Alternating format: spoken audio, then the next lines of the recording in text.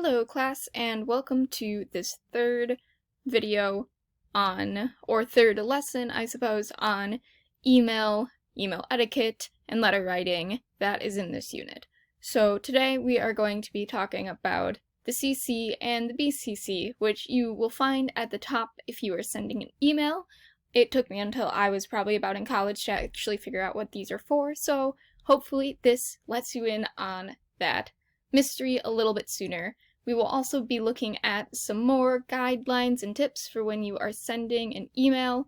Most of them we caught yesterday, especially the ones that were most commonly made by you all, but there are some other ones that I still feel are worth mentioning, since the art of writing a good professional email has a lot of different moving parts to it, just like any other English subject you might come across. So, what is a CC? You have your email subject. You have typed it and spell checked it. You have the right email. But you notice that there's this other little line that says you can put in a CC or a BCC. A CC stands for a carbon copy. It comes all the way back from when, if you used to want to be able to copy a letter, so therefore not have to write something out twice, you would take your piece of paper that you plan to write on, you would take a piece of charcoal paper, and then you would put a third or a second piece of paper underneath that. When you wrote on your top piece of paper, the charcoal would transfer onto the second piece of paper and make a copy. You might, if you are in art classes, have used this method before for copying drawings or grids of that sort. It's pretty uncommonly used other than for that. But the idea is that when sending an email, you can do the exact same thing. Just like the physical copy above, it's an easy way to copy this email to other people. If you've ever received a CC email, and maybe you've never noticed that you have before, but if you have, you might have realized that it would be addressed to you and a list of other people, meaning that you can see who else has been CC'd into this email. So, here are some times when CCing might be something that would be nice for you to do, or when it would fall into the realm of needing to use this function. So you possibly are sending an email to a teacher about something, but there's a student teacher as well. Even though the student teacher might not be the one responding, you feel that it's still important for her to see the message. Instead of sending out a second email or just a different email with the same thing copy and pasted, you can just add her on. You are sending something you want to change to the principal, such as an issue. Maybe you want a different lunch menu in the lunchroom, but you feel like other people in the district should see it, even if they're not going to be the ones addressing it. Maybe you want your teacher to see that you are using your good email skills. Maybe you're doing it as part of a project. Maybe you think that a health official should see it because you're making a case for why this is a healthier option. Once again, it's just so that other people can see this email. One that I've used it for is that you are sending proof to a boss, such as, like, information so that you can get paid, and you want other people, like your insurance agent or the person that does your taxes, to be able to see that and have information. So those are just a couple of the times, and definitely not all of them, but just some examples of when you might want to use a CC. So now, what's a BCC? This stands for blind carbon copy. Just like with a carbon copy, this can also be used to send copies of emails to other people. The difference is that while you can see, if you're a recipient, who the other people that are being copied in are, it's not the case with a blind carbon copy. So when you send that, the only person that will know how many other people are involved is the sender. The recipient, the main recipient, won't know that it's been blind carbon copied to other people, and the people that are blind carbon copied will not know how many other people besides the original person it has been sent to. These are some times when a blind carbon copy might be helpful, when you don't want the prime recipient to know. So here's a situation. You're reaching out to a coworker about a HR issue. Maybe they've just been really bothersome to you. Maybe they made a comment that was a little bit off color. Either way, you feel like you should maybe talk to this coworker before you go straight up the ladder. However, you do want there to be some proof and documentation involved. So you email them, but you also blind carbon copy your boss, supervisor, and the HR director so that whatever this person writes back, they will be able to see as well as have copies if the situation needs to be escalated to something serious. It also helps when you're sending out a large list of people. So here's the situation. If you're sending an email to a list of family and friends that don't know each other, like maybe you're sending out an invitation for a housewarming party and you're inviting 300 people, post-COVID, of course, you probably want to blank carbon copy everyone into there. So it will make for a clean email since there won't be a long list of recipients. Otherwise, if someone opened the email, they would see all 300 people that you'd also sent it to. It also just helps with the surprise. It also might be used if I've sending emails out. Often I will blind CC parents in on these messages. So just be aware that I'm probably doing it. A lot of teachers are also probably doing that. So this is a PowerPoint, one that I did not make, but I do think is still worth going over. It's a secondary resource. I would definitely say use the ones that we've gone over in this PowerPoint first, but I still feel like it is my responsibility to let you know about some of these tips. So let's take a look at this. Let's see if this works. Okay, yep, here we go. So, email etiquette, as you've probably figured out, is a set of rules about how you should communicate with people. So, you want to PERC. I touched on this in slight ways when we were talking yesterday, but you want to come across as a professional. You want it to be efficient. You are writing an email to them because it saves time. Make sure that you are actually saving time when sending an email. You don't want it to be super long. You want there to be some sort of respect. Oftentimes, if it's professional, there should be that respect there. And then lastly, the common sense is kind of just the rules of the internet. Be kind to others. Angry, hateful emails will very rarely get you what you want. Consider your audience. We talked about this yesterday, the connection between audience and the author, and we worked on this, so I'm going to skip over it.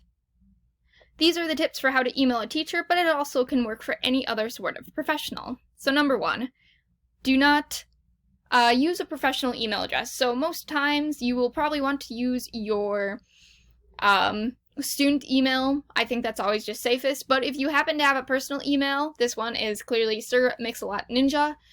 Sometimes it can look a little bit unprofessional if you are sending professional emails from there. There are definitely worse professional emails out there. This one is a pretty tame one in comparison to some that I've seen out in the wild, but something to keep in mind. Use a professional font. We didn't really go over this, and I almost never changed the font on my emails, but you don't want to be using Comic Sans. You want something that is a very simple font to read, something that's not going to be difficult to understand. We went over this one. Once again, clear direct subject, name, class period, topic. Make it super easy for you to understand what this email is about. Professional salutation. Once again, spell the recipient's name correctly. This is one that I feel people, even adults, misspell with me all the time. They leave out one of the letters of my name. I'm used to it, but that doesn't mean that it's okay or that should be the norm. And definitely if I was in a position of higher power, I would consider it to be laziness, once again, on the part of the person that is writing the email. Avoid exclamation points. They are informal. Usually, you don't need to sound that excited when sending a professional email. Avoid all caps. It looks like you are shouting or you are angry. Avoid sarcasm. Kind of the same idea with text. It's really difficult to decipher tone as it is. Sarcasm will probably just be lost, so you just really want to avoid that type of satire altogether. Don't email when angry. This is one that I will definitely say in college will take you very far. So if you get a bad grade on a test or a quiz, or you disagree with something the professor did, it will never be good to email them when you are furious, when you are just like, I deserve a better grade, this is why, oh my god, can't you see that I did this perfectly? It's much better to calm down, wait a day, email them logically with some sense of just laying out your case to them. Also, the issue is that even if you're not trying to make it sound angry, you still might use certain words, and obviously, a lot of times, once again with through text, you can just misinterpret things way easier, so you definitely want to try to be as pleasant as possible to avoid any misunderstandings. Avoid blaming and taking excuses. Take responsibility or ownership. So if you're emailing about something that's happened, just be honest with me, own up to what happened. Everyone makes mistakes. It's going to be a lot better than being like, oh, but my mom did this, or oh, well, my coach wouldn't let me. Just talk to me about it, and usually we can work something out. Be specific about things. This will especially become important as we get further onto the semester and have more assignments or more tests. You need to tell me exactly what thing you're referring to if you have an issue or a question about it, so that we don't have to play email tennis back and forth 5 times until I figure out which paper you are referring to. Be concise. Definitely delete more words. If your email is really wordy, go through and try to cull a couple of those sentences, or just say it in a more, in a quicker way, if possible. Avoid using the word you. This is one that puts blame on a person. If you can, it's better to avoid it. Don't email asking for extra credit. This one is one that I think a lot of teachers would probably agree with. A lot of teachers have very differing opinions about extra credit, but the idea that is, if a teacher really thinks that you should be able to ask it all, it's always better to do so in person. So we've gone over this one, that you need to have a ending. Proofread. Definitely the best thing you can do is proofread it. Reread an email 2 or 3 times, just like you would do with a paper, before you send it off. Be thankful and gracious, and just be polite. Allow for a response time. At least 24 hours. I will definitely try to get back to small queries or questions in 24 hours. Grading might take slightly longer, as well as looking at things and giving comments, just because it's the beginning of the year and things are a little bit hectic. Definitely never email asking for something ASAP, and it's also probably not good to ask, when is this going to be out? When is this going to be due? A lot of those questions, like, most of the time I'll just kind of give you, it will be out when it's out. If there's something, really that you need to know immediately, or if you really want feedback on something, you can come and talk to me in person, but once again, that's something to do in person if possible, instead of through email. Be aware of high and low register. This is what we were kind of talking about with using that academic language. You want to make sure that you are using the same type of language that you would use to write a term paper, and not the type of language you would use to talk to your friends.